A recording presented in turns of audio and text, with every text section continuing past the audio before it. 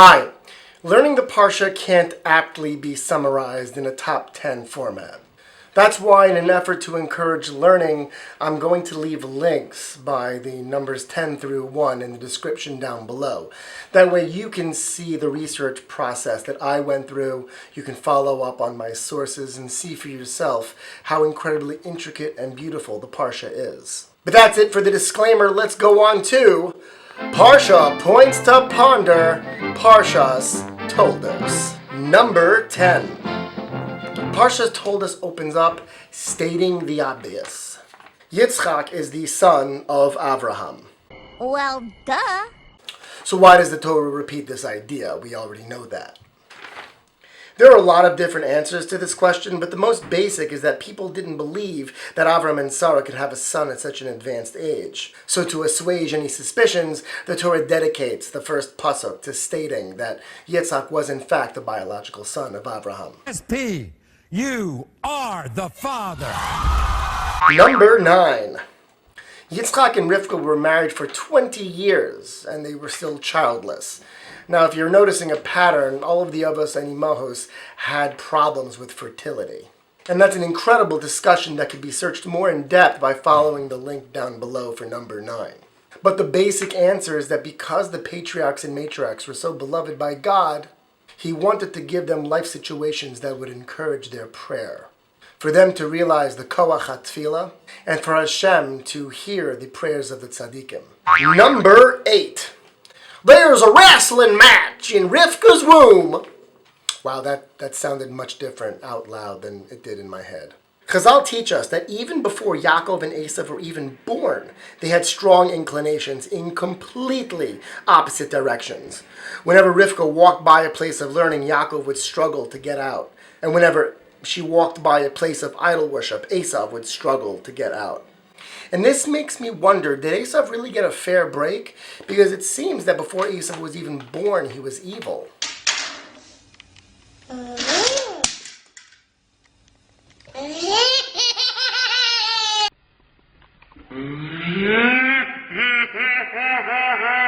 What does this teach us about self-determination? The idea of bechira, of free will. Go ahead and follow link number 8 in the description down below to explore this idea further. Number 7. Asaph was born a fully hairy, developed man. Hairy baby. Hairy baby.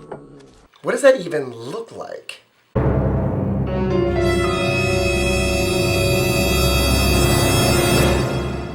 A face only a father could love, which interestingly was the case. Yitzchak loved Asaph and Rivka loved Yaakov. Obviously, there's a lot more to that, so you know where to look. Number 6. So while Yitzchak loved Asaph, Rivka loved Yaakov more. And this second baby was clinging on to the heel of his older brother, so they naturally called him heel grabber, which makes sense. And if you really think about it, Jewish names are kind of funny. I mean, like, hey, my name is heel grabber, and that's my brother to laugh. And did you see my other brother drawn from the water? Oh, and that's my sister Queen Bee. Number 5. Avimelech was a peeping Tom. He's a peeping Tom.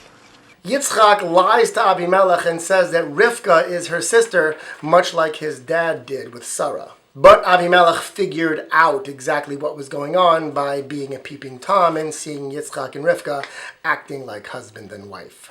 Number 4. Yaakov buys the Firstborn Rights from Asaph for a mere bowl of lentil soup. Супчик у мальчика. Да, ешь нормально. Asaph was, let's say, off the derech. And that's putting it mildly. Religion meant nothing to Asaph, and so he saw his firstborn status as a joke and gladly sold it for a bowl of lentils and some bread. But obviously there's a lot more to this exchange, the eternity of blessings and the afterlife, as opposed to the ephemeral, fleeting pleasures of this world. Go ahead and check out number 4 in the links down below to explore this topic further. Number 3. Rivka pulls off Mission Impossible in the Bronze Age.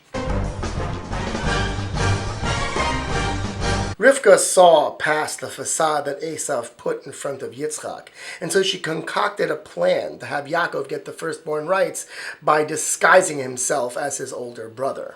Why did Rivka have to dress up Yaakov? Why couldn't she just come out and tell Yitzchak what was going on? And didn't Yaakov buy the firstborn rights from Asaph? So why the subterfuge? Number 2. Yitzchak falls for the trick and gives Yaakov the bigger blessing. I mean, he was blind. Blinded by the light. Well, according to Chazal, he was blinded by the tears of the angels that dripped into his eyes as he was strapped up for the Akedas Yitzchak. Blinded by the light. Essentially, Rivka Imenu covered Yaakov's arms with goat skin to mimic the very hairy arms of his very hairy brother. And number 1, Yaakov has to hightail it out of his hometown in order to avoid being killed by his older brother. I mean, he did sell it for a bowl of soup. So why does he care about the blessings now all of a sudden? Did I pique your interest about Parshas Toldos? If I did, please follow the links down below or the other suggested YouTube channels for you to peruse. I really appreciate all of your viewership and all of your support and all of your encouragement, because without you, I don't think I'd have the chizuk in order to continue such videos. Please share this video if you like it. Go ahead and check out last week's video if that's something that you're interested in, or any of the other over 200 videos that I have on my channel. Please subscribe if you have not done so, and I will see you next time.